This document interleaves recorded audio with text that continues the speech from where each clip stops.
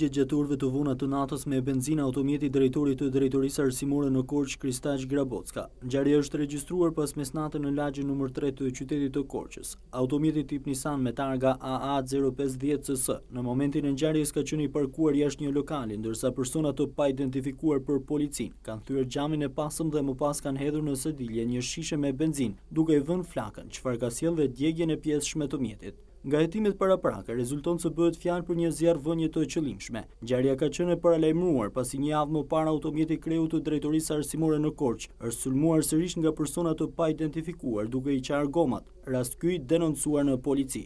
Aktualisht policia thotë se ka shoqëruar 5 persona, por ende nuk ka një të dyshuar për ngjarjen, ndërsa pista kryesore mbetet ajo për shkak të detyrës. Në lidhje me ngjarjen e kontaktuar në telefon nga News 24, drejtori i drejtorisë arsimore në Korçë, Kristaq Grabocka, pohoi se nuk ka konflikte dhe dyshon se ngjarja ka lidhje me detyrën. Ai konfirmoi gjithashtu se automjeti i tij brenda 10 ditësh është sulmuar 2 herë nga persona të pa identifikuar, ndërsa në të dyja rastet ka denoncuar në polici. Për Grabockën, ngjarja e dytë është serioze dhe ka apeluar policisë për zbardhjen e saj.